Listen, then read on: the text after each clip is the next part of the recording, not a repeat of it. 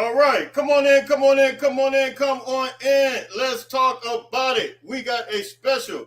We got two special guests. We got a regular, but then we got an extra special guest, a legend, John Jackson, known all over the city, known all over the country, but known all over the city specifically, man. And Big J, how you doing this morning? Thank you for coming on. Man, it's a pleasure, man. I love your stuff. I love what you do. I love your vibe and everything you do for USC. I told you, please don't take my job. No, there's a recession right now. I need the job. No, you're the legend. You're the legend, man. You're the legend. What's the word, man? Man, I found out that legend. I looked up in the dictionary. Legend is a nice way of saying you're old. No. No, brother, we need you. I'm so blessed to be able to speak with you guys. More specifically, USCJ and I talk weekly, if not daily. I don't think there goes more than a day or two without us connecting and something. For some way we're connecting. So it's really, really awesome to have the opportunity to speak with you, JJ, because I love you, man. I love you, and we all know how much of a thumbprint you've left in the USC body, and there is no USC football without JJ, and so it's just wonderful to be able to speak with you, pick your brain, take some of your jewels, and more importantly, to see you just strong and fighting on like always. Well, J-Walk, I'll tell you, I can still remember when you were at SC, man. You had the vibe, you had the character. It's no surprise that well, it's a surprise for me being here, but it's no surprise for you, being here, you hooking up with USCJ, and you're a class act then, and you're a class act now, man. Trust me. People don't understand. Even as a broadcaster, you gotta deal with players, but you have to also deal with the character the players give to you. Yes. There's some guys. I'm not going to throw out any names. There's some guys that are tough to deal with. There's some guys that are easy to deal with and have high character and and treat you with respect. And you've always shown me love. You've always been a class act, and man, trust me when I say it is a blessing to be here with you. Oh, absolutely. Man, all those years ago. That filled my heart up. That definitely just filled my heart up. Thank you. And JJ, I can attest to that because I remember when I first got started, J-Walk out of nowhere just came and he was humble. He didn't have to reach out to me. Just really just showed me the love. And he's never changed. He's been pretty much the same ever since. And so I can kind of attest to that and echo the same thing that you're saying. It's a blessing to even have him be a part of being on this channel. So I definitely appreciate him as well. But I want to talk about you and once I started really digging into some of your background and just really, you had no choice but to be a Trojan, in my opinion. Right. When I looked at your father, can we talk about that? Just growing up, your father, I don't even know if a lot of people even realize this. Your father was actually an assistant coach with John McKay. They won a national championship. So you were really around this all your life. Well, it's John Robinson, though. John Robinson. John Robinson. I'm sorry, John Robinson. Yeah, J-Rob. I'm sorry. But you were literally around this forever. And it's can you speak to that, just your upbringing and just how it was inevitable for you to become a Trojan? Yeah, well, I'll tell you, I love my dad just like, most sons love their dad. My dad gave me a very unique upbringing because being the running back coach at SC, after the game, he would come down the Coliseum steps and I'd wait for him at the bottom and he'd walk me into the locker room Now I'd go say hi to Marcus Allen, Charles White. Yeah. Say, hey guys, good game. Dang, those are the legends for sure. Just What like, kind of 10-year-old gets from 10 to like 16? What kind of kid gets that every Saturday? You know, Wow. I'd wait at the bottom of the stairs for my dad, and my dad would come down and get me and say, let's go. We'd walk up the tunnel into the locker room. So I got my first exposure to that tunnel just by coincidence. And then I go in the locker room. Hey, Charlie, how's it going? Hey, Marcus, how's it going? oh my. Game. Wow. You only got 198 yards. Are you mad you didn't get 200? Oh, you need 2 extra, huh? Yeah. Oh man. Jay, you have anything you want to say on that? It's very telling that, you know, at 10 years old you would be that inquisitive, and then, you know, fast forward, you know, 10 to 15 years later, you're wearing the cardinal in gold, and then another 10 years post that, you're broadcasting, you're analyzing, you're asking those same questions that you did when you were 10 years old. It seems like, I mean, because you're from Buffalo, right? You were born in Buffalo? Brooklyn, New York. Brooklyn. See, it seems like a kid that was born on the East Coast that finds himself on the West Coast and then falling in love with a football program, particularly one such as USC. Like, when you love USC, you absolutely love USC. Right. There's no like, I kind of like them. No, you're just enamored with it. The enrichment of the history, everything about it, it just speaks to your spirit. And I remember being in high school and learning about USC after I committed. See, I didn't know much about SC before that. That's my honest truth. But after I committed and I found out who everyone was, and then I got to listen to you, you know, speaking about SoCal sports, and you were that prolific voice that I would hear. It was 2 guys, one guy named Eric Sonheimer, and then I would listen to you. And when I saw you in person, I was like, wow, it all makes so much sense, right? Like, I am from the Midwest. I'm from Chicago. But I am also one of those kids that got to experience USC younger and just absolutely fell in love. And you don't even have a clue how much you, and specifically Keyshawn Johnson, laid a thumbprint in my heart. And I never met you yet. You didn't know. And so I'm just so grateful. And that's why I will always have that level of admiration, that level of respect for you, because not only have you earned it, brother, but you've influenced me in my life. You've influenced me tremendously, and I'm forever indebted for that. Well, thanks, J-Walk. You know, it's funny, when high school football came, when I started doing high school football, the thing I always told myself before broadcast, for 95% of these high school players, it'll be the only time they're on TV. Yeah. Right. And so I would always try to, you know, show them love and, you know, respect and, you know, boost them up a little bit, because it's the only time on TV, you know, and everybody's going to save that. Well, in my day, it was save that VCR tape. Yeah. They're going to save that VCR tape to watch later. And the last thing they want is some announcer being critical of their high school abilities.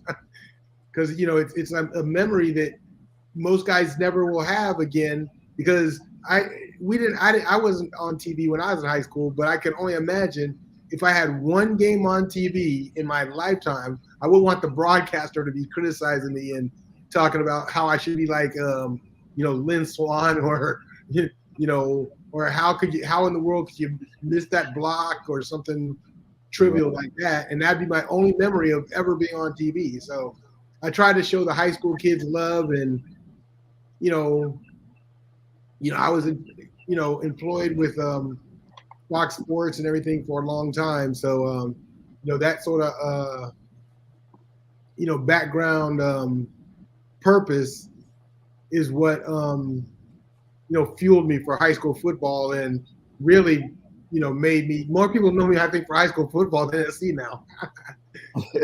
I get people to say, "Hey, man, you used to call my game." I can, and it's good to know that I know I can look them in the face and say, "I never criticized you or never made your one high school football experience on TV, a disaster where somebody's up there being really overly critical, like they never made."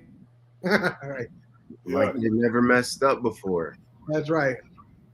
That's Hey, JJ, I love what you're saying because that's very, something that me and Jaywalk we place emphasis on here, especially during the season. We never put down a kid, and that's one of the things that I've always felt like that these are somebody's kids, and I kind of that message was really you've always presented that and projected that very well to the point to where you can feel that through your broadcasting. Your broadcasting, your voice was like.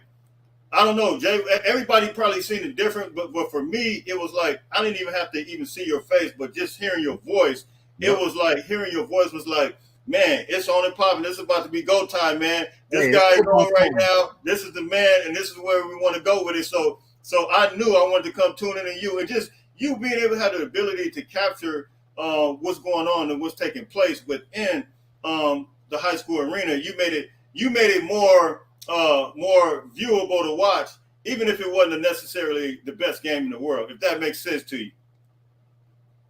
Yeah, no, I appreciate it, and that's exactly what I was trying to accomplish. So, and that's what I always kept in mind. I had a little picture that I used to put right in front of me, in front of my game notes, just to make sure I kept that vibe and that energy for to pump up the kids and give their one television experience. Make it a good television, as good as good as I could make it a good television experience. And it really even goes that way even now for USC players and college players. 90% of them, I mean, 100% of them think they're going to NFL, but 90% of them are not. You guys know that, but right. I don't want to be the guy that's on the radio while their parents are driving home, criticizing them and bashing them over. How could you drop that pass? Like I never dropped it. Right. Yeah. That right there. That part. Jaywalk, in your case, I couldn't criticize you because you guys were winning all the time. If you watch that 2005 Notre Dame game, I'm sure everybody could have started fussing at me, boy. I had struggled in that game. But I do understand, and it's one of the things that allows for a young player who's trying to earn his stripes and who's trying to live up to the expectations that they put on themselves, the expectations that the university has, the expectations that the family has projected on them, the hopes and aspirations of one day being talented and capable enough or deemed worthy to compete at the next level. All these things, all these nuances are being carried and shouldered by each player. Now, when you accompany that with having high academic standards as well and doubling as a student athlete, like a real student athlete, not just a person that goes to class to play football, but someone who equally puts emphasis on their education acumen, because that is going to carry you further than your legs can, right? To know that there are older brothers who you admire, who you can actually lean on if the game isn't going in your favor, if the ball isn't bouncing your way, if your technique is not firing like it normally does, or if you're just in a slump. All players go through these, like the tumultuous ups and downs of a season or a career. I mean, I can name 4 or 5 guys who are amazing football players who are struggling right now at USC just to get the consistency, right? We all can. And instead of judging them and persecuting them and just shaming them, we can lean on a leader like you to say, hey, look, I've lived in those trenches. I understand those moments. Breathe through it. Lean on your brothers. Stay in your playbook. Look your coach in the eye. Determine what you can improve and control what you could control, but always believe and don't allow the doubt or the critique or the negative commentary to infiltrate your spirit, because it will most certainly manifest in your game, and it will lay a plague in the locker room as well. I could always look at you on the sideline and see a smiling face, always. And I believe in my heart that I was a starter caliber player by my sophomore year. I truly believed it. I just needed more experience and reps. But the talent-wise, I was there. I could have definitely started at USC, but I didn't have whatever it was, I was missing some other things. And so by the time I got to my senior season, I felt like, okay, I'm here. This is it. I'm completely ready to do anything that's called upon me. But I tell you what, JJ, you never made me feel like I was just a guy. You always, always made me feel like I belonged there. I was supposed to be there. And I can remember subtle things of encouragement where you will say, like, when they gonna cut you loose, man? Like, when they gonna take the chains off and let you cut loose? Yeah. I'm like, Coach, I don't know why coaches, I don't know, but I'm still working on it. But you may not remember those small things that you uttered into my spirit, but they allowed me to forge forward. And so when I say I'm so honored to speak with you, man, you just don't know the impact that you can leave on a young man's life when you're just positive and consistent. And I can look at you and just know that I had an advocate, someone that I admired who actually believed in me. That matters. That matters so much because it was so competitive. It's so competitive, and if your teammates are doubting you, if you're doubting yourself, like you're hopeless. It's over. So for you to be there has always been amazing, and and I vow to be here for you as long as we got breath, man. We're in this together. No, Jay Walker, that's definitely it. And like I said, when I find good character players like you, I gravitate towards them because, I have so much respect for what they're doing and their approach. Maybe not their play on the field all the time, but it's their approach to the game and approach to life and approach to, like you said, the whole experience of being a student athlete at USC. Like you said, this class you got to deal with, this media pressure. I mean, you got, especially in your day when you guys were winning so much, there's a lot of things coming from a lot of different directions. Absolutely. And like I said, I would always feel like I know, like I said, since I walked in players' shoes at USC, I know times get rough. I mean, everybody thinks it's all like, hey, you're a USC player, you got the scholarship, what are you complaining about? There's a lot of pressure. That's what people recognize, a lot of pressure. And even in your best games, my best game was against Notre Dame where I set the single game record for catches in a single game. People that was the record, a USC record, which I was proud of. People don't realize the first pass of the game I dropped. So it's I mean, you can play great. In my greatest moment at USC, the first pass of the game, which was right in my hands, I dropped it. So, and nobody remembers that. They jump on the bandwagon when you're good, but right. The fact of the matter is I dropped the first pass of the game and it was right in my hands. And it was like USC Notre Dame in those days were like, top teams in the country, like 1 versus 2. Right. So, for me to drop the first pass, I don't know why the coach kept throwing them to me, to be honest with you. But sometimes it takes to get in the rhythm, and I think everybody knows that, to get in the rhythm, even though you make the mistakes, it takes that rhythm to get in that rhythm to start really producing. And Jaywalk, he often spoke about this a couple of times on the show, just about the added pressure just with that USC alone brings, opposed to other schools. I mean, I think he mentioned that everybody's not, USC is not for everybody, just because it has so much pressure and it's just so much that's involved just with just being in LA. So you kind of spoke to that just now. But here's the question, going back to just talking about your father and just being able to, did you feel added pressure to perform just because you were around it? It's a kind of a twofold question. Or were you not as starstruck just because you were around some of the players like a Marcus Allen, just the guys growing up? Was it easier to get acclimated? Yeah, I mean, it made it easier because my dad, being a coach, he knew exactly what I was going through. And believe it or not, there was a time where I called my dad in my first summer camp. I said, I don't want to do this. I'm ready to quit. Give me a couple of weeks and we'll talk again. You was ready. You said you was ready to quit. I'm ready. The coach was all over me. There was nothing I could do right in practice.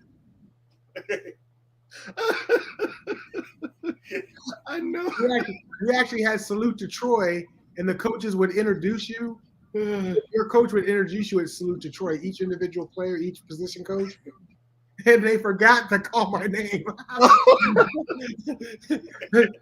Gene Arrington, one of my great friends and teammates, said, "Hey, coach, you forgot JJ." He said, "Oh, out of Bishop Vermont, John Jackson."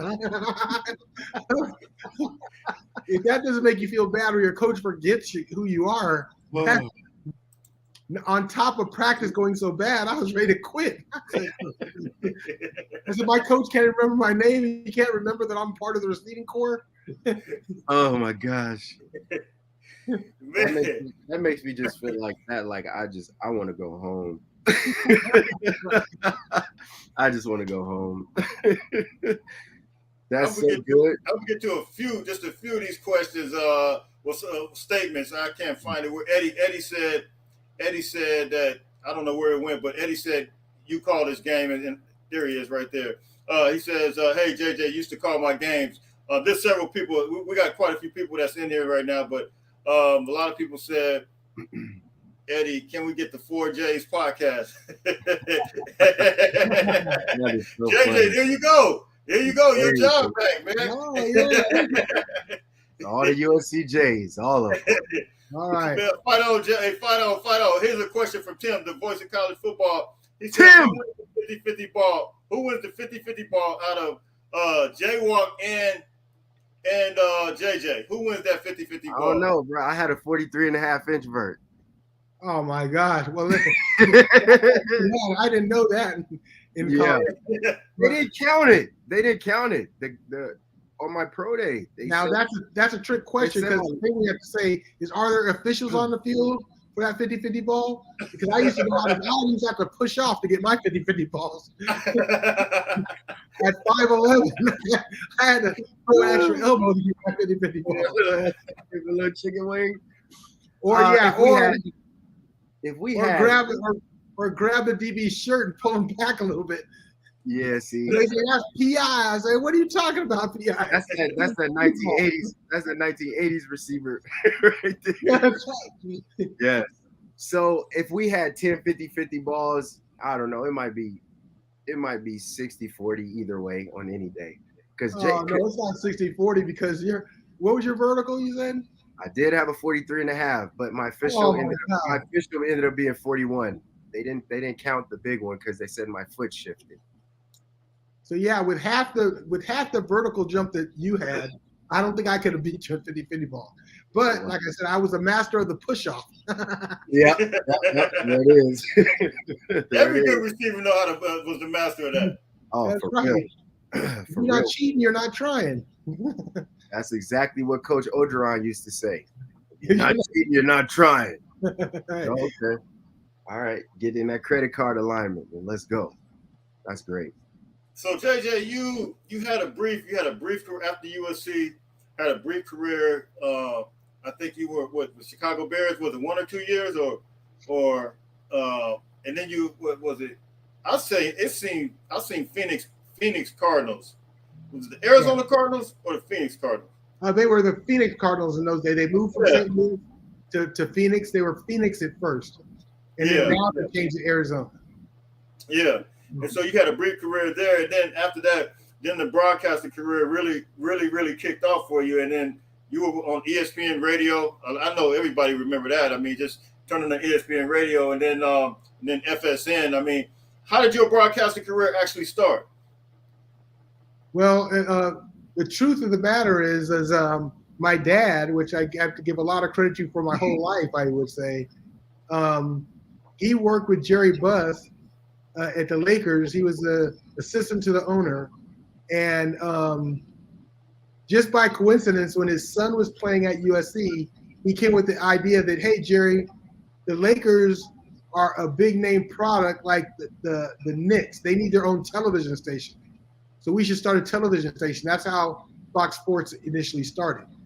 The Lakers, to get the Lakers their own well-deserved, channel, like the Knicks have, like all the New York teams have their own, like the Yankees. Yes. You know, they have their own TV broadcasting channel. You see it. So they said, hey, you know, the Lakers deserve this, and they started Fox Sports Net and Fox Sports West, and just by coincidence, because they needed programming, they picked up USC football. Just by coincidence, his son was playing on USC's football team. So I guess that was sort of like an in-house deal to get on TV. My dad had the idea. Him and Jerry came with the idea to put USC football, because Jerry Bush was a diehard USC fan.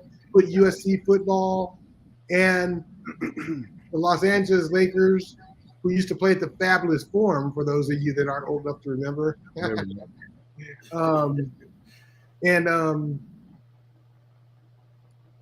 They would have you know, the Lakers. It became the Lakers channel. It became it wasn't high school football at that time. That was too early. But USC football. And oh my gosh, my dad could turn on the TV and watch his son play. So that was pretty good. So it was like a setup. A John Jackson, my dad John Jackson as well. A John Jackson setup to get on TV. So love that. Yeah, my dad was very instrumental with that. Him and Jerry Buss, of course. And so yeah, that's how so as opposed to being a high school player and having Fox Sports pick my school, I just had an in-house connection. So my dad just, you know, helped build a network. They had Forum Boxing, for those of you that can remember, and it just became a great TV station that's still alive and kicking today. Wow. Absolutely. Jay, anything you want to?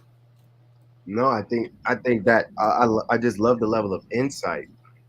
At one point in my life, I mean, you know, I studied comm at USC. I was in Annenberg School of Communications, and I very much had aspirations to be like a broadcaster, an analyst, or some type of broadcast journalist. I think I was more compelled to coaching after my NFL career and my professional career. But I do, in some light and form or fashion, consider this to be kind of like the manifestation of that, because we have such a wonderful platform just to share and connect with one another. So I do love this, and I'm having fun. And I can also say, like, seeing you do it, meeting you in person, and hearing you as a youth, meeting you like around the time I was getting recruited, and then getting to hang out with you from time to time on campus, on the sideline, post and pregame. I just realized you've always just been uniquely yourself. You've always been the model of just yourself, and it's always been consistent. And I've just had to pride myself on kind of emulating that. And JJ, I think you are just one of one.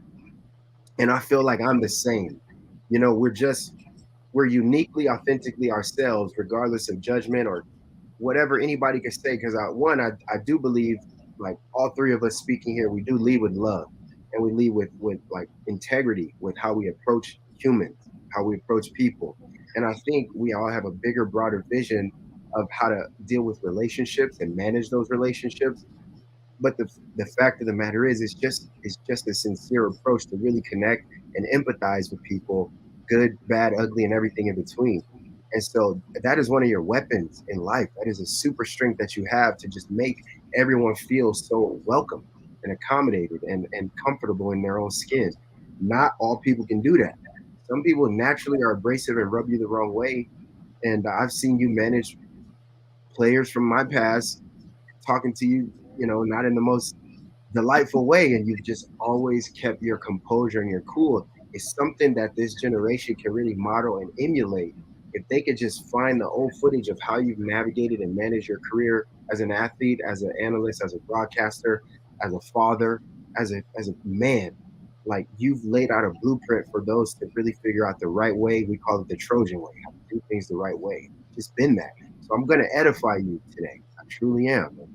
And, you know, for those who are unaware, JJ had a little health concern a couple of years ago, and to see him standing here and strong and ready to just get back and attack the USC body the way he always done, it's a prayer and a dream come true, because you've got thousands and thousands, if not millions, of people leaning on you and supporting you to the point where we need to see you again and hear that voice. We ready for you, JJ. We are ready for you. Well, I'm ready to get back and do it. It's been a long rehab process, so to speak. But yeah, I'm doing much better and excited for the year coming up. Awesome. You know, I have a lot of ties, and I've been blessed to have my son went to SC, and now he's transferred to Nevada. You know, which is it was hard for me to take it first, but I've come to grips with it that you know, I gotta let him live his life and not have his dad live his life. Yeah. And you know, wish him the best, and you know, he's doing fine, and he's you know, home working out and all that kind of stuff. I'm supposed to go watch one of his workouts in a couple of days. So yeah, it's you know, it's great. It's been a great journey, and you know, fortunately now I get to live vicariously through my kids. My daughter is a soccer player on the USC team. Yes, she is. Yes, she is. And yeah, but be careful, Jaywalk. If you ever meet my daughter, she's gonna sucker you to get you to the mall, and when you get to the mall, she just say, "Oh, this is so cute." Yeah, those baby girls know how to. They know how to move and groove. They know. She got me. $650. She said, "Dad, I can't go to USC with high school clothes on." I said, I said, "I won't tell anybody." I won't tell anybody that they're high school clothes. Yeah, when she got out of high school, we're going to SC. She said, "Dad, I can't go to. What do you think I'm gonna go to USC in college with high school clothes on?" I said, "You don't tell anybody. I won't tell anybody." You gonna get team issue. You gonna get team issue gear anyway. That's all you need. Just rock your uniform and your team issue gear all the time, and that's that. That's right. That's well, really now good. I've learned my lesson, so I just don't get in the car with her unless we're going to like islands, like right around the corner. We're going to islands. I'll get in the car with her. Any place else, can't do it. Nope. You know they gonna get you. My babies get me all the time, man. Yep, they get me all the time. My boys, for some reason, my boys only eat steak dinners. Ruth Chris. I was like, wait a minute. How do you guys know about Ruth Chris and Mastros?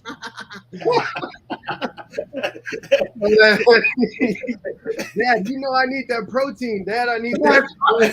Hey, whatever happened to Carl's Jr. or Mickey D's, huh? Or maybe a protein shake from 7-Eleven. Oh my God!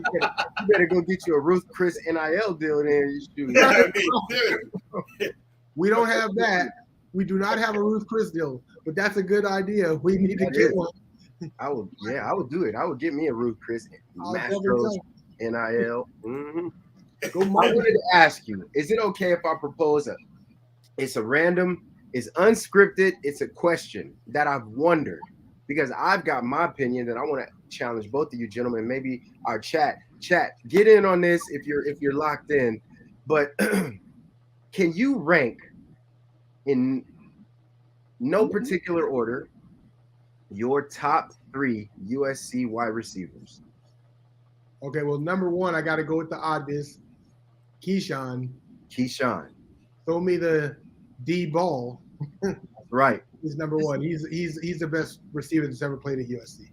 Okay, Keyshawn. Yeah, no, I mean, there's no disputing, right? I mean, first round, first pick in the draft, had a great NFL career. Yeah. You know, not to mention his broadcast career, but great NFL career, a lot of success there. He didn't fall off. You know, a lot of guys will fall off. I mean, now we're talking. I mean, today I'm watching on ESPN Caleb in the draft. I mean, come on. You talk about pressure. I mean, that's, you know, that, I mean, Caleb's another one. He's going to be one of the best quarterbacks to ever play at USC. And he's doing it in just a very short time. It's not like he had 4 years and started since his freshman year. No. He, you know, he's going to have a short time to do it, and he's going to be one of the best quarterbacks to ever play at USC, which is and hopefully a national championship quarterback at USC. So Oh gosh, please, Lord, let it be. Let it speak it into existence. Let's go. Let's go. he is truly that good, and the other thing with Caleb that I appreciate, similar to you, Jay Walk, is that he is as good a person or better person than he is a quarterback. I couldn't agree more. He's one of my son's best friends on the team. I noticed that. Yeah. I couldn't agree more. And it's crazy that the media and other pundits across the country, USC non-supporters, have tried to portray and paint him in a negative light because he has freedom of artistic expression with some of the things that he uses to intrinsically motivate himself. He's got like gestures that help him get ready to play these games, right? But everybody outside of this, I heard hundreds of people last season, oh, he's a bad attitude. Look at his body language on the sideline. Oh, he's a front runner. Look, he's spoiled. Look at him when the game's not going. Look at how his attitude was against Oregon State. And all I'm looking at is a composed young man trying to navigate this team, do everything that he can, and he's got a competitive edge. I have never seen or heard Caleb Williams outright disrespect any person on this planet. I've never heard him speak negatively about anyone or anything on this planet. I've never heard him blame shift. I've never point the finger at his receivers. I've seen him clap at guys, point at guys. I've seen him tell coach, hey, you got to let the athlete be the athlete in certain. That's a part of what a champion Heisman DNA is. Leinart had it. Carson had it. I'm going to tell you who else was a Heisman caliber quarterback that never got one. Matt Castle was a Heisman caliber quarterback. Oh, yeah. I played with Matt. Matt was amazing quarterback. He just had to play behind Carson and Leinart for whatever reason. But he had that Heisman pedigree, and he ended up having a very wonderful NFL career. But, like, I just know that when you speak about guys and their character, you got to speak highly about guys like Keyshawn, guys like Caleb Williams, guys like JJ III, who your son has always handled his whole career at USC with the most grace and elegance. You don't know how many guys would have gotten bitter. And that young man has nothing but he's travailed. And now he's going to get his opportunity to showcase his gifts and talents to the world. And I'm glad for it. I'm glad for it. And I believe he could have dominated in the Cardinal and Gold as well. Sometimes the ball just doesn't bounce your way. I'm one of those types of kids, like your son. So let me see let me hear those next two receivers for you, JJ. Oh gosh, well, just because of his style, and again, probably his character, I'm biased. I'm a huge Robert Woods fan. I knew it. I knew it. I would have bet my dreads on it. Okay. So far now God-given talent-wise, people will forget this, but George Farmer. You forget. Yeah. God-given talent, George Farmer was probably the best God-given talented player at USC. I mean, in terms of everything, speed, size, versatility. He played running back, right? I mean, yep. And he could play DB. That's right. Man, he was gifted. Yeah, I was great. I was really great to give him a big hug and just talk to him at the spring game and just let him know how much of an actual fan I've been of his career.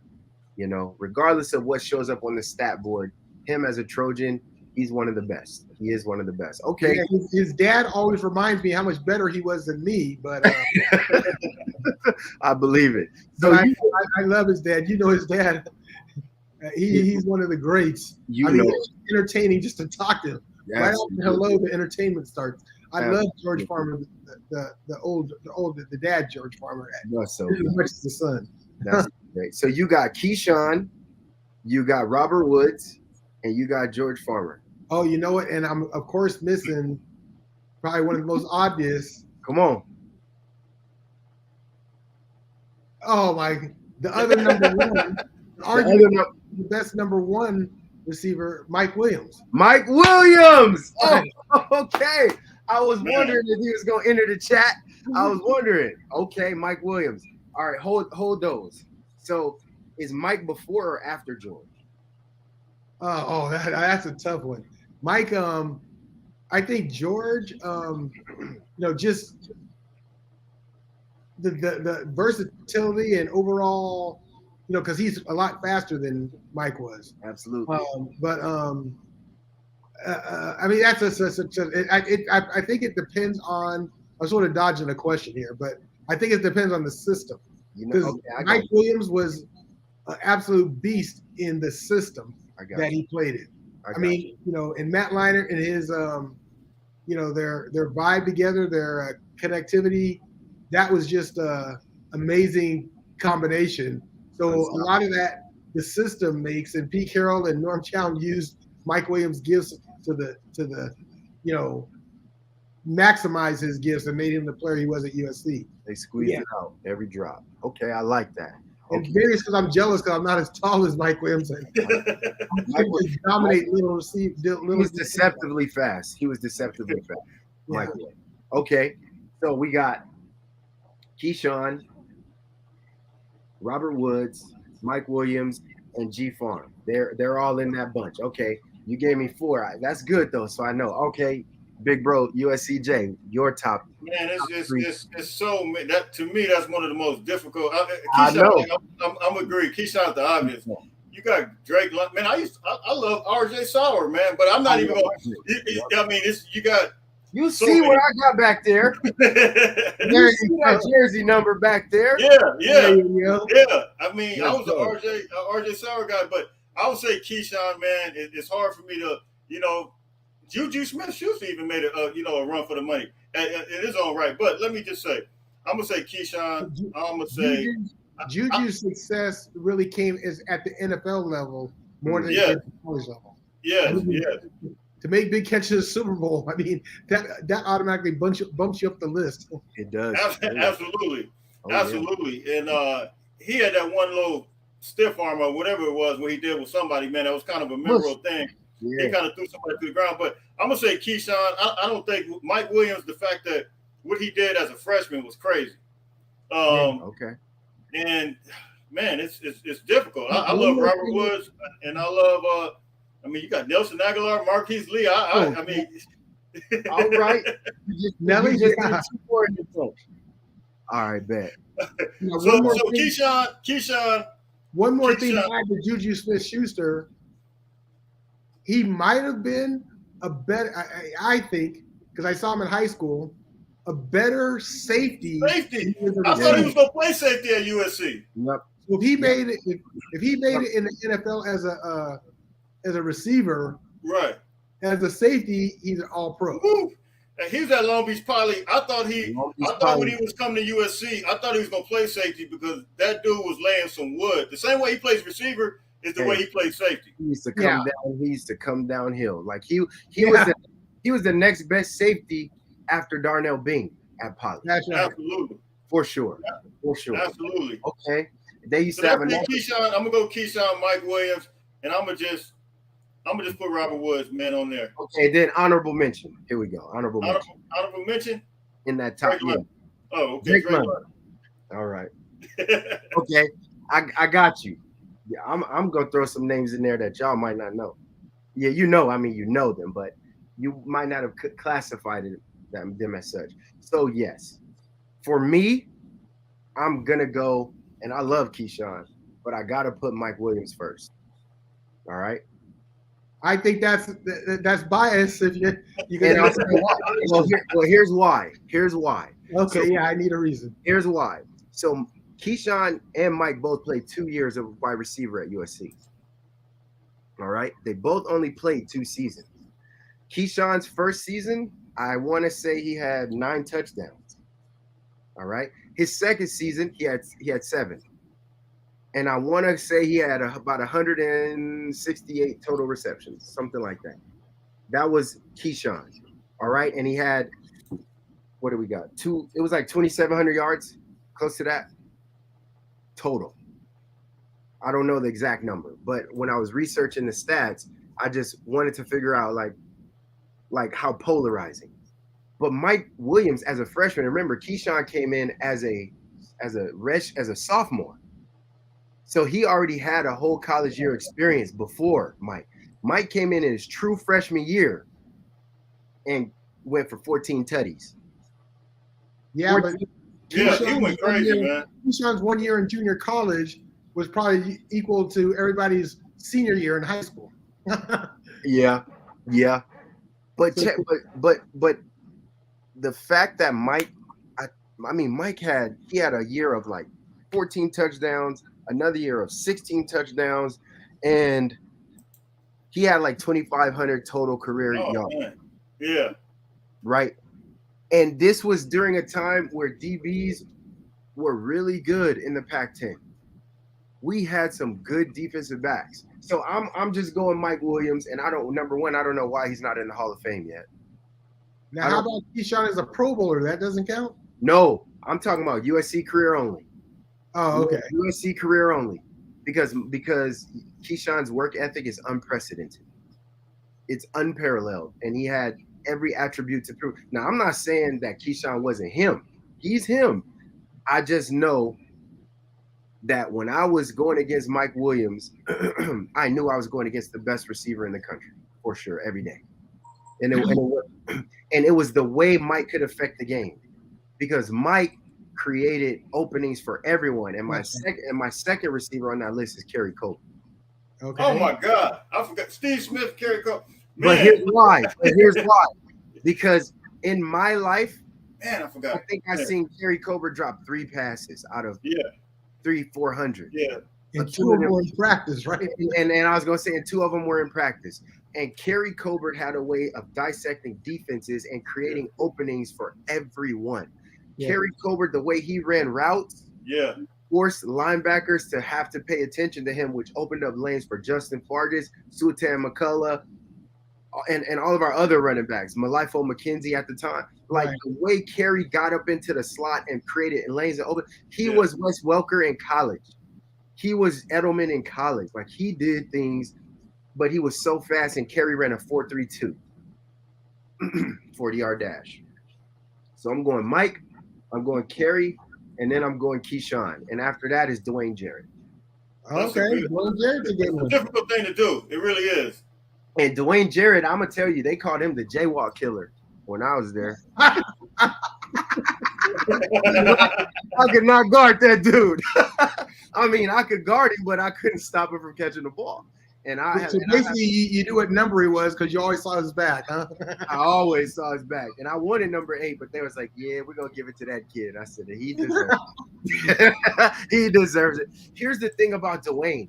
Dwayne was the type of, he had deceptive speed, and he was very comfortable with you jamming him in a route. So he would let you keep touching him in the middle of his route. And he was so tall, and he could elevate like a basketball player. Like every time he jumped, it was like getting a rebound. So he would elongate his body so long and rotate his hips and just screen you off the ball. So he never burnt me, but I was always layered all over him, but he caught the ball.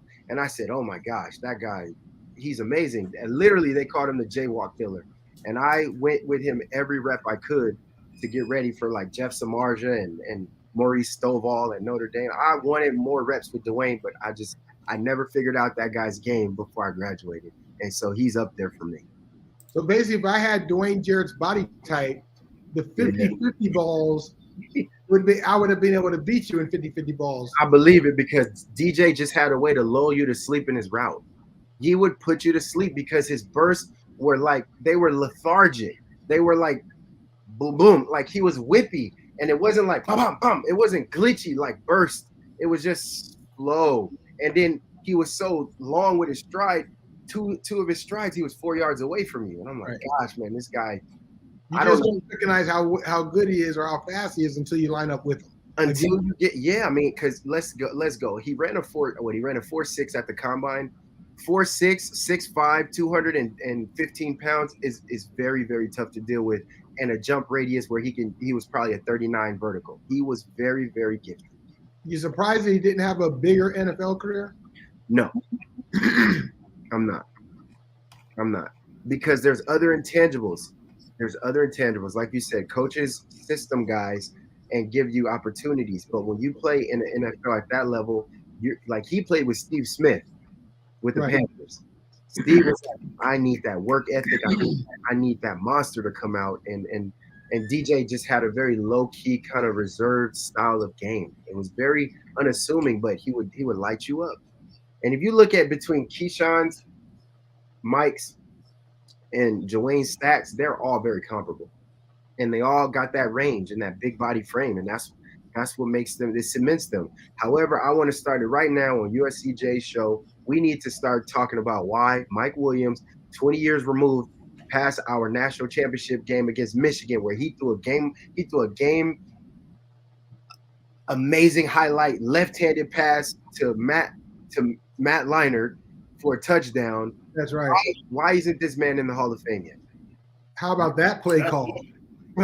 Why isn't Mike Williams in the Hall of Fame yet, guys? I don't know, but we need to start campaigning. You need to be between that and give Reggie his trophy back. We can start this campaign on this show. Let me. My wife just showed me this. I'll be lost in the sauce with these guys. Let me thank Ryan Brom. Appreciate you very much for the super chat and thanks, Ron.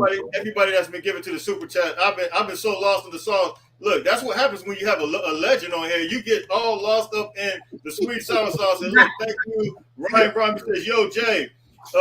He look what he says. He says, "Got a lost in the sauce merch." Hey, thank you very much. You should have laying that wood merch. Hey, we're gonna do it all, my man. We're gonna do it all. But look, time goes by when you're having fun. Hey, Jaywalk, you're right. We're gonna start the campaign. Give Mike Williams or give Reggie Bush his trophy, as well as Mike Williams needs to be in the Hall of Fame. I mean, that's the bottom line. Wait, Keyshawn is in the Hall of Fame, right? I think he is. If you look at this, I'm not certain, but he deserves it if he isn't. But I don't know why they would wait so long to give that man his flowers. Like, you got to give guys the Hall of Fame accolades while they're on this side of the dirt to enjoy it. I don't want to be celebrating someone that I can't hug and embrace anymore because they're past. Like, let's figure out how to give guys the proper credit and respect that they deserve for everything that they've done for the fellowship. And let's start campaigning JJ's Heisman. I'm sorry, JJ's. Are you in the Hall of Fame, JJ? No, only my own Hall of Fame. Hey, you in USCJ Hall of Fame. I can tell you that much. Right there. I got the USC John Jackson Hall of Fame right behind me, right there. Hey, man, I support it. We got to start giving guys their credit, and it is important because that brings you together. It brings you back together. And man, it's been 20 years since we won that Rose Bowl championship. It's been 20 years. That was in 2003. It's 2023 right now. Let's start celebrating some of the people who are now founding fathers of the most recent national championship that we get credit for, right? Let's do it. Think about that. It's 20 years. Absolutely. I met you when I was 17, JJ. I was 17 years old, little nugget. That was Oklahoma in the Orange Bowl, right? No, that was Michigan. Michigan the Rose Bowl. Rose Bowl. That's right. Okay. To win a national championship in the Rose Bowl was epic. Yeah. Oh my gosh. I only could dream about that. It was epic. So Notre Dame in my day. So national championships had to go through Notre Dame and we couldn't beat them. Yeah, it was just that was a tough ask back then. But yeah, we're going to real quick, guy. And Jay, I'm sorry to interrupt because I know you're managing this and managing time. Can I give one more? I just got to give one more story about my dad. Okay, so yeah. I was actually asking that about market. So my dad was a running back coach and also offensive coordinator. And of course, in those days, like all the old time USC fans, like it was I formation, student body right. My dad was he was a running back coach, and he wanted to run the football. Somebody said, "Hey, are you giving Marcus the ball too much?" My dad's response was, "Is the ball getting heavier?" It ain't getting heavier. No, it's not getting heavier. Man. So real quick. So it was like, going back in the old days, it was I formation. It was run. And John Mazer was one of the quarterbacks. And John Mazer was a good quarterback. My dad though was like a run first offensive coordinator. So John Mazur, in the off season in the summer, which is about the time we're at now, he went home after spring ball and said, "I'm going to work on my passing and get better so that I can show the coach that we need to throw the ball more." Right. Mm-hmm. So he came back after all the work, and my dad would always have little sayings for players, like when he walked by him, like instead of saying like, "What's up, jaywalk," he would call John Mazur. He'd go by him and say, "Big Bad John," right? And so John Mazur always when he walked by. And my dad, I guess you also got to understand, my dad was a Marine, so he had like a military like type of aura around him. He was like a very serious guy, or he looked very serious. He looked like he wasn't the guy that you think was telling jokes all the time. So my dad was like, it could be intimidating to some, except his son that realized he's not going to spank me. Yeah. But then if you can get past that, he's a good guy. So he would always walk by John Mazur and say, "Big Bad John." And so John sort of said, "Like, I'm gonna prove to this guy that we should be throwing the ball more." So he went home in the offseason, worked on it, got a lot better, came back to SC and got up the nerve to come. This is my dad telling me the story, by the way. Got up the nerve to go to my dad and say, "I'm going to go talk to him now," because he kept going, "Big Bad John." He thought he felt comfortable. So he said, "I'm going to go talk to him now about the throwing the ball more." So he said, "Hey, coach, can I get a meeting?" He said, "Yeah, Big Bad John, come on in." And he sat down. He said, "Coach, I went home and worked on my passing, and I want a chance to, throw the ball a little bit more, if I could prove to you that, my passing has increased and improved." And so my dad said, "I hear you, Big Bad John, and your passing has improved. But Big Bad John, we have Big Bad Marcus." And I'm gonna give him the ball until he can't carry it anymore. You got that right. That's Marcus. Heisman Trophy. Big Bad John, we got Big Bad Marcus. Your arm is not better than his leg. That's great. Wow. Yeah, that's what a incredible story. Hey, look, and Marcus, other than Reggie Bush, was my favorite. I watched him play in the NFL.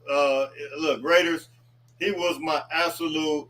Marcus was so smooth. And you said you seen him growing up. You were what? You were a youngster, just being able to see him. He was one of the smoothest runners at 6 foot. How tall is Mark? Is he 6'3"?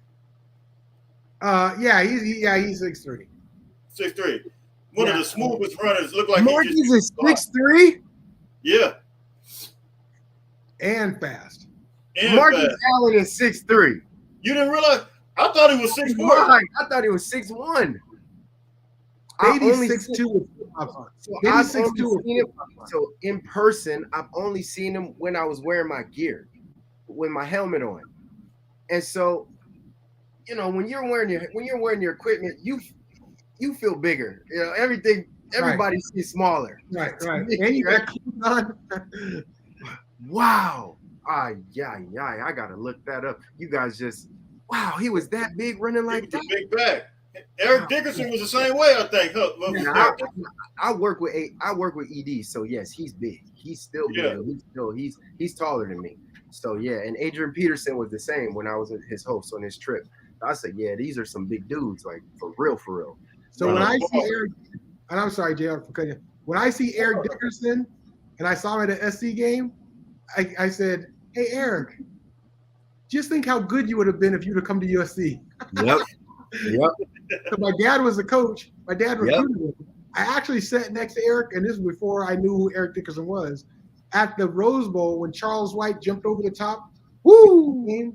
Oh, yeah. He was sitting right next to me the whole game, and he was cheering for USC. And I told my dad, "Dad, this is a lock. He's coming to SC." He's coming to SC. Dang. Wow. He wanted that gold Trans Am. want that Go Trans? We want to go give him that. That was That's go. for you. What they call it? The Pony Express.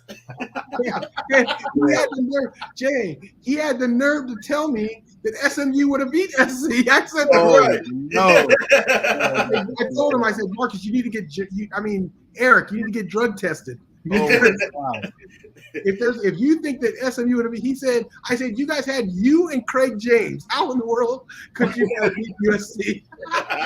Well, wait, okay, so stop you. SMU has never played USC, right? No. So it's interesting. So SMU, they're Southern Methodist University, right? But our USC's original name before we were called USC Trojans, we were called the Fighting Methodists. Did you know that? I did not know that. We were the founding fathers of our university called us the Fighting Methodists before we were the men of Troy USC Trojans. So somehow through some converts and all sorts of whatever happened back then, they switched it up. But that would have been something, the Fighting Methodists versus the Southern Methodists colliding with one another. That would have been something else. I love to hear that, man. Thank you so much for the insight and the stories, man. It's definitely a bit, and we really appreciate you. But before you go, I gotta ask you this: your two favorite Trojans of all time, one on defense, one on offense. Got it. Okay. I'll get the offensive one out of the way, and this is another inside feel. I got to go with Charles White. Charlie was always really good to me, and man, there was nobody with a bigger heart and played harder in a USC jersey than Charles White. My dad used to make the running backs run 40 yards on every single play, irregardless of what the yardage was in practice. So you had to run 40 yards down the field because he wanted you to be, in the fourth quarter, the running backs needed to be, in the best shape because that's the game-winning time, right? You have to put the game away. Right. And so it was 40 yards every play, and Charles White, there was nobody ever in better shape than Charles White. I mean, he was amazing. And as I got older, I'd play basketball with him, and he still had that motor. I was like, Charlie, you got to get tired. It's something like I was like 20 years or 15, 20 years younger than him. No, yeah. And I said, shoot, I'm out of gas. I said, I got one more game, Charlie. I'm done. He's amazing. He was amazing. We're gonna miss him. He was amazing. Yeah, another one of my favorites. Just the character and who he is as a person. Gave me the same love and respect. Now, one thing that also would happen, my dad would have the players over to our house for holidays. It was legal in those days, by the way. Thanksgiving, Christmas, stuff like that. If they didn't have a place to go, because they weren't taking Southwest Airlines all the way home. So Chip Banks would show up in my house, Charles White, Ricky Bell.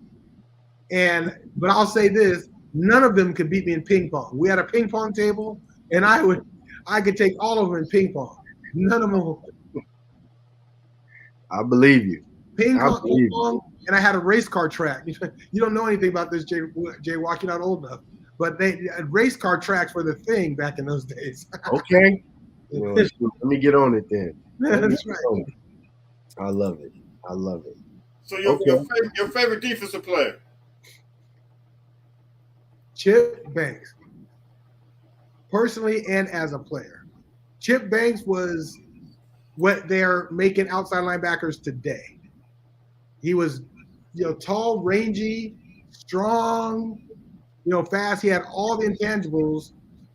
He would have been, the modern day, let me think. He was like Lawrence Taylor before Lawrence Taylor. Wow. Like he was a absolute beast, a monster. And I loved him as a person. Yeah. Love him, not loved. Love him as a person. Yeah, Chip Banks was my guy. So in practice, my dad would bring me to summer camp, and then when we got to summer camp, he would talk trash to the running backs. My son is faster than you. So I'm probably the only one, or one of the very few, that raced Ricky Bell in a 40. Now, of course, it was after practice, and Ricky let me win, but I can say I beat Ricky Bell. I beat you, Ricky Bell. I don't care. You should have fought on. My dad was talking trash. Get him, son. Get him. Get him. Get him. I love it. Yeah. I said, Dad, wait a minute. You realize this is a future NFL player you're getting me to race, and you're talking trash? I love it. Oh yeah, it just made my childhood, right? All these memories. Since I had a chance to bring up my dad, I'm always going to bring him up, and I'll talk for hours about him. He's the greatest man I've ever met. But okay. Yeah, man, he started my SC career, and believe it or not, Jay Watt, we moved from Champaign, Illinois. Wow. He coached at University of Illinois. We moved from Champaign, Illinois to Southern California. The story is I cried from the time the plane took off to the time the plane landed because I wasn't going to be able to play hockey in Southern California. I was a hockey player growing up. Wow. Oh, we got to be continued this. We can't leave on that note. We over an hour. So we got to follow up. This got to be continued, man. Because I want to hear this hockey stuff. Brother on the ice, a bruh on the ice. Right. I was going to be the first black hockey player.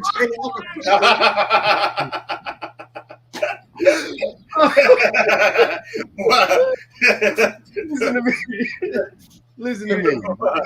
No way. And if I can get home between now and the next time to my mom's house, between now and the next time we talk, I'll bring my leading scorer trophy to show you. Wow. Well, I know you had speed. See, I'll be out there with no hockey stick, with some like boxing gloves, because the only reason I love hockey is because you can punch dudes. But I'll be out there just skating, just looking for people. Where's your stick at? I got out of there just in time the fighting starts. It was still youth hockey. I'm scrapping. I don't need no stick. Just let me skate, brother. I don't skate too well, but just come over here to me, and then we can go. I got to get my trophy, because my trophy I should have in my place. I don't know why I left it at home, but I got to get that trophy, man. If there's one prized jewel of mine, it is that leading scorer trophy of hockey. I love it. Well, now, they weren't as nice as the trophies they give out now, but I have it, and it says leading scorer on it. Wow. Okay, Big J. I know we're running over, guys. We try to keep these things an hour, but man, it's just when it starts flowing, it starts flowing. Before we go, I'm gonna throw out my offense and defensive player all time. Start with defense first. 100% is Troy Polamalu. Period. There is no other more impactful defensive presence ever to wear Cardinal and gold. Matter of fact, I believe in my heart of hearts that Troy Polamalu is the greatest football player to ever play at USC, and he could have played 6 positions and been extremely successful at each. I guess my second would be Junior Seau. There we go. I just put it. Oh my goodness! See, you really took mine because you only supposed to have one. Oh, okay. Yeah, you see how he did that? You see how he did that? I didn't want to be too biased toward the offense. All right. Okay, then I'm gonna just stick with Troy. Period. Troy. And then offensively, there's no greater offensive scorer than Reggie Bush. It's just period. At any given point on the field, when that man touches the ball, you can almost anticipate 6 points. Period. At any point he touched the ball. So that's who I'm gonna rock with. Reggie Bush, the Prez, and then Troy Polamalu, the GOAT. What about you, Jay, before we get out of here? And you can't argue with those, man, but because everybody tries to They say he's the next 55. He's the next 55. We want to give him 55. I gotta say Junior Seau. Everybody tries to compare who the next 55 will be, only because he raised his game, his level of game to a standard that so high. Everybody wants to try to put each linebacker in the 55. So 55 is going to be Junior Seau for me, man. I think that's the defense. And then Reggie Bush. Reggie Bush, probably my favorite Trojan of all time. Mm-hmm. I mean, hands down, what he did was just it was crazy. I mean, it wasn't. Well, I ain't gonna say that. There's so many running backs that came before him, but the way he did it, I guess, in national championships, the spotlights, and they still talking about him today, man. Some of the recruits, believe it or not, it's crazy.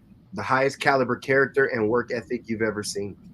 Yeah, like the highest caliber person, highest caliber teammate, positive, always willing to help, never wanted to miss practice, never skipped a rep, never cheated the weight room, never cheated his diet, never did anything that wasn't outside of exemplary, right? he was just fantastic from top to bottom, and I can say that Troy Polamalu was the same. And if I can't choose Junior Seau, then I'm gonna choose Ronnie Lott after Troy. Oh man, I gotta pick two. I got too many amazing defenders, so leave me alone. Leave me alone. But all right, man. You want to wrap this thing up, big bro?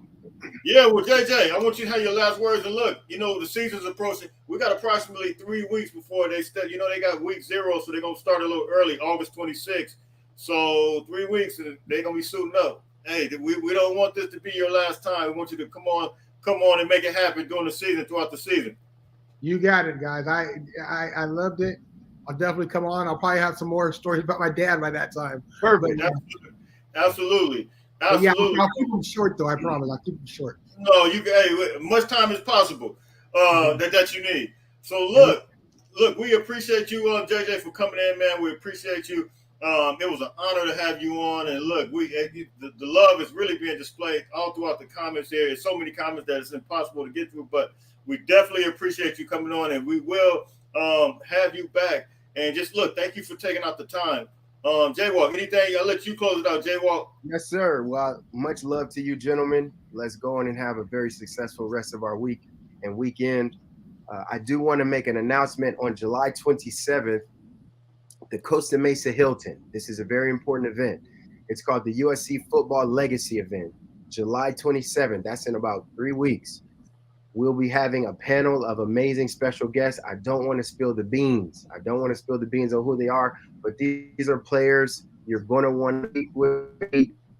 And none other than yours truly, John Jackson, is going to be there as one of our honored guests speaking on the panel, along with some of the players who represented the 2003 National Championship team. Reach out to me in my DMs. It's limited seating. The tickets are about to be available for you to purchase. Reach out to me, because this is going to be an epic event, and I'll post a little story on my Instagram so you guys can see what it was like. Tell some that are in here that don't know your Instagram. What's your Instagram? My Instagram is John Walker Pro. My perfect name is JOHNWALKER, spelled perfectly, and then the word PRO, one word, John Walker Pro. And I will post that story. Slide in the DMs, and I'll give you all the information on how you get those tickets. Again, seating is very limited.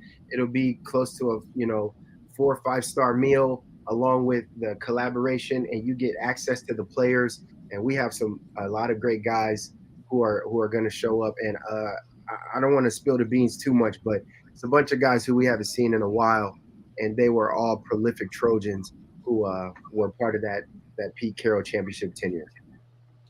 Absolutely. I was there last year.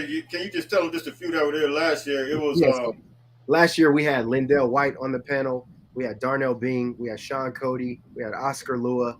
We had wide receiver Greg Carlson, who was our star punt returner at the time when I played, as well as he's running, him and Matt Leinart are running this NIL collective, this NIL gaming, amazing gaming profile that allows the players to create themselves in a digital form, and they can do whatever they do in the technology of the digital space.